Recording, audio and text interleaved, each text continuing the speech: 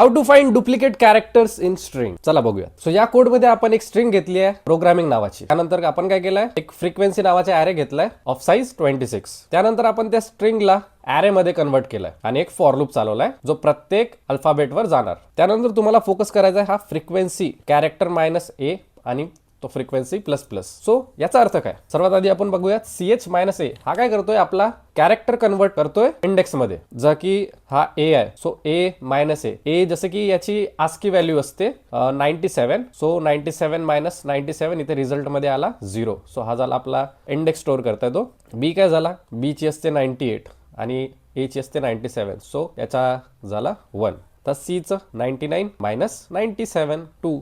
तसंच आपलं स्टोअर होत जाणार. 0 इंडेक्सवर A, 1 इंडेक्सवर B, 2 इंडेक्सवर C, 3 इंडेक्सवर D and so on. हा जाणार कुठपर्यंत, 25 पर्यंत, जिथे आपला Z कॅरेक्टर स्टोअर असणार. तुम्ही म्हणाल 26 का नाही, इथे लक्ष द्या, आपण इंडेक्स 0 पासून सुरू केलाय, 1 पासून नाही. नेक्स्ट CH ला आपण 8 टाकलाय आणि त्याची फ्रिक्वेन्सी ++ केली आहे. याचा अर्थ काय, आपण एक एक कॅरेक्टर घेऊया. जसं इथे प्रोग्राम घेतलाय. सो याचा इंडेक्स काय असणार, 15. सो इथे 15 इंडेक्सवर कुठेतरी P असणार. सो P इंडेक्स वरती आणि आपण त्याची फ्रिक्वेन्सी करूया 1, म्हणजे ++ म्हणजे 1. सो इथे झाली आहे 1. सेकंड कॅरेक्टर घेतलाय, त्याची फ्रिक्वेन्सी 17 आहे, त्याला पण आपण ++ केलाय म्हणजेच 1. परत तसंच थर्ड, त्याची फ्रिक्वेन्सी आपण सेट केली आहे 1.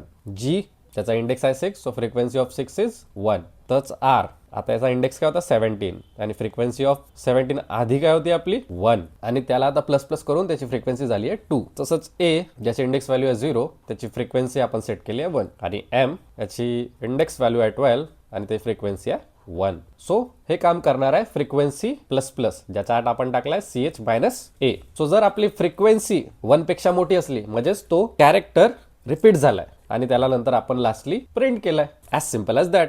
Got it.